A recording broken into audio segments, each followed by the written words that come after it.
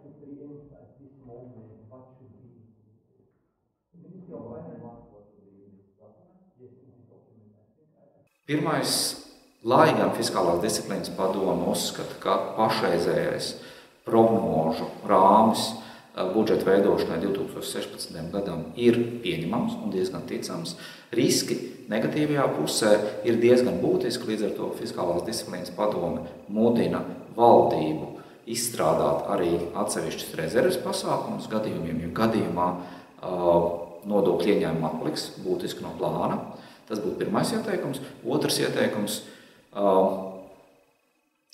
ir veicināt straujāku ekonomikas izaugsmi, un šeit mēs atgriežamies pie tiem pašiem struktūrālo reformu jautājumiem, kas, diemžēl, pēdējā laikā ir bijuši ļoti kūtri, un ieviesis no reformām ražīgumu veicināšana ekonomikā vēl joprojām ir diezgan maz.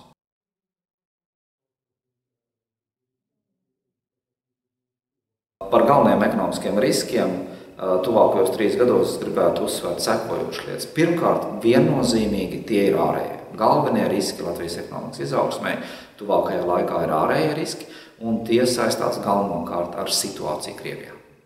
Ar nenoteiktību, ar recesiju, recesijas ilgumu, kas mūs ietekmēs gan caur eksportu, gan iespējams arī caur noskaņojumu. Otra lieta, kas viennozīmīgi ir jāuzsver, ir tas, kas notiek Ķīnā.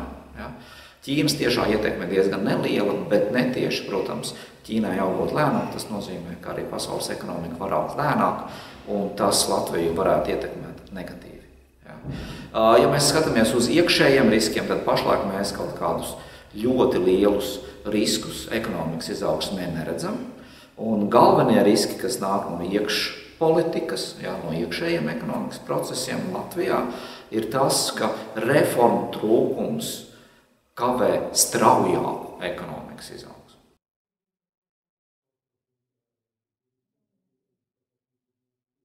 Ko mēs redzam pēdējā gada laikā? Protams, šis sitiens no Krievijas, dēļ Krievijas recesijas, dēļ rubļa vājuma nozīmē, ka mūsu eksportētājiem daudzos gadījumos vai no apjomi ļoti strauji uz Krieviju ir samazinājušies, vai arī atsevišķos gadījumos šie tirgi ir slēgti, bet kopumā šī dinamika nav bijusi tik negatīva. Jā, uz Krieviju eksporta apjomu samazinājušies par 20% un vairāk, taču mēs skatāmies uz eksportu kopumā, mēs redzam, ka tas vēl ar vienu ir nelielos plusos. Ko tas nozīmē? Tas nozīmē, ka uzņēmumi ir spējuši atrast jaunus noietu tirgus, ir pietiekoši konkurētspējīgi.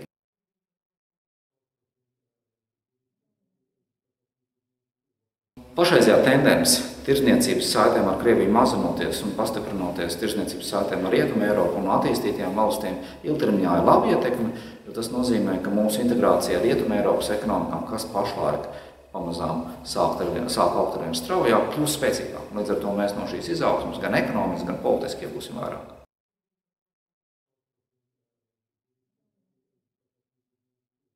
Latvijas ekonomika ir sasniegusi jau zināmu ražīgumu līmeni, kas ir jau virs Eiropas Savienības vidējā līmeņa. Tas nozīmē, ka turpmāk šos ražīgumu uzlabojumus iegūt un sasniegt būs krietni grūtāk. Tas nozīmē, ka Latvijas ekonomikas izaugsme pārskatāmā nākotnē, visticamāk, augs krietni mērenāk. Ja mēs iepriekš redzējām izaugsmu par 6%, 5%, 4%, tad pašlaik šis potenciālais izaugsmes temps šķiet vien kaut kur aptuveni 3% līmenī. Tas nozīmē, ka izlīdzināšanās ar Eiropas Savienības vidēju ienākumu līmeni kļūs lēnāk. Ko Latvija varētu darīt? Šīs problēmas vairāk koncentrējas atsevišķos segmentos. Viens, ja mēs skatāmies uz struktūrālām reformām. Līdz šim mēs esam redzējuši, ka tomēr struktūrālo reformu temps ir bijis diezgan piesardzīgs un lēns. Līdz ar to dažādas struktūrālas reformas, tā skaitā izglītība, tā skaitā veselība, tā skaitā nodokļu politika, kas varētu uzlabot ražīgumu, ir bijušas diezgan lēnas. Mēs redzam, ka demografiskās tendences daudzos gadījumos mums arī bremzē šo ekonomikas izaugsmu, līdz ar to demografijas jautājums ir ļoti svarīgs.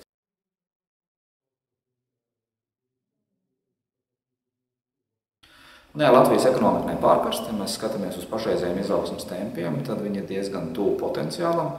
Ko tas nozīmē? Tas nozīmē, ka izaugsme pārskatāmā nākotnē visticamāk būtu diezgan lēna, svārcīsies kaut kā par 3%. kas Latvijai viennozīmīgi ir pārāk lēni, līdz ar to fiskālās disciplīnas padomu, lai risinātu dažādas struktūrālas problēmas, lai iedzīvotāju ienākumu augtu straujāk, mudina valdību atgriezties pie šiem reformu plāniem un ieviest šīs reformas pēc iespējas ātrāk. Atlikt šo reformu ieviešanu nozīmētu lēnāku izaugsmu nākotnē, kas savukārt nozīmētu arvien lielākas grūtības valsts iekasēt nepieciešamo nodokļu apjomu, lai pildītu dažādas valsts funkcijas.